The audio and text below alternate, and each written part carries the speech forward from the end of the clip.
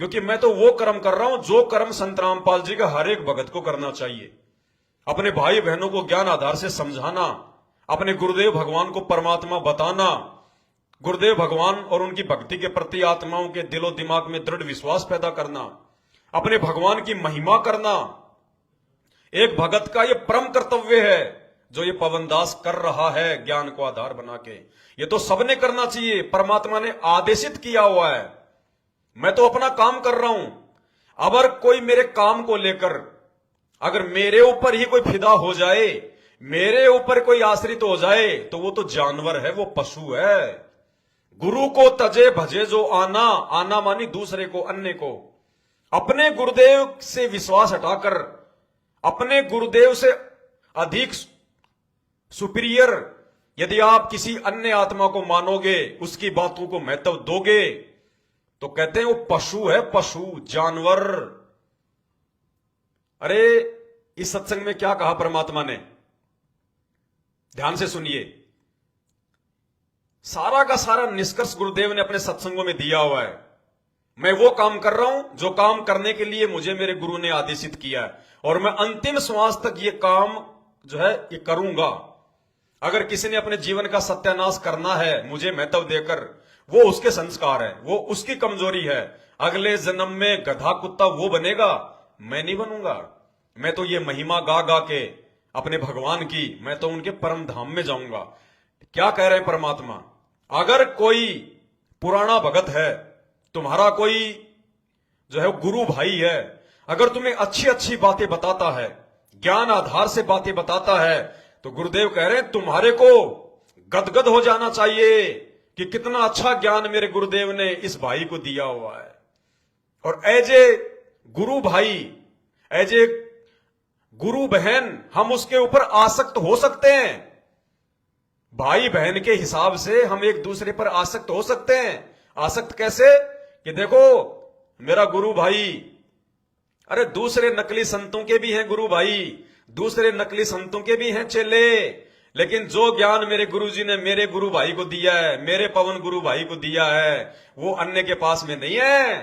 धन्य है हमारे गुरुजी जिन्होंने एक मिट्टी को जमल के सोना बना दिया।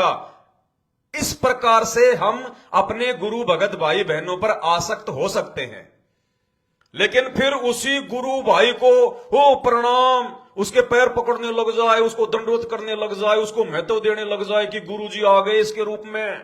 गुरुजी भूत हैं जो पवनदास के रूप में आ गए। अरे गुरुजी भूत हैं क्या जो पवनदास के अंदर समा गए? वो काम करता काल, जो महाभारत के युद्ध में श्री कृष्ण जी के अंदर प्रवेश कर गया।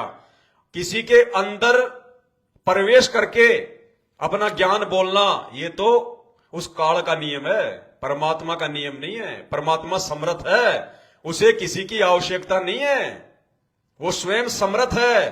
तो क्या कह रहे परमात्मा, ध्यान से सुनिए एक एक सत्संग को।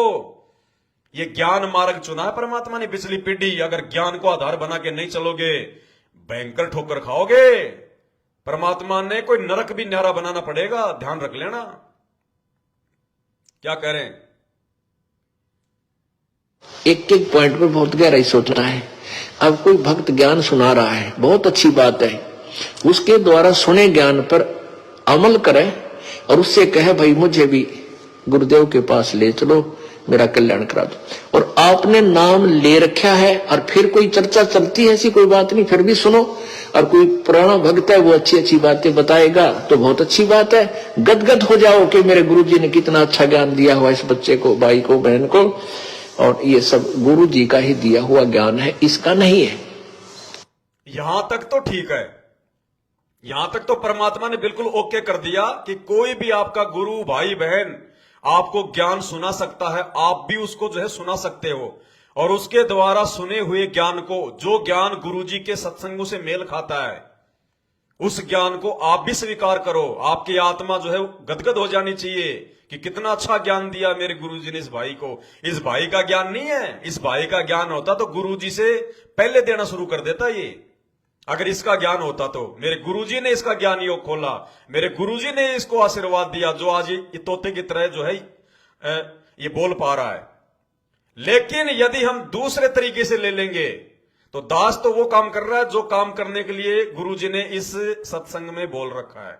तो मुझे तो कोई दोष नहीं है, मेरा तो कुछ नहीं बिगड़ेगा, क्योंकि मैं तो वही कर रहा हूं जो गुरुजी ने करने के लिए कह रखा है। अब मार कौन खाएगा, अपना सत्यानाश कौन करेगा, अपने कर्म कौन बिगाड़ेगा, उसके बाद यदि कोई भगत उसी के ऊपर आसक्त हो जाएगा। कैसे? जैसे गुरुजी बता रहे।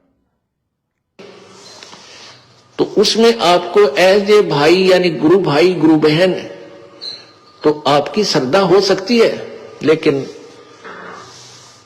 अन्य दृष्टिकोण से, क्योंकि हम फिर उस पर इतना आसक्त हो जाते हैं, उसको फिर प्रणाम करने लग जाते हैं, बड़ा अच्छा भगत है। तो ऐसे ये बीमारी हमारे भगत समाज में पड़ी रही और इसका लाभ ये काल उठा गया।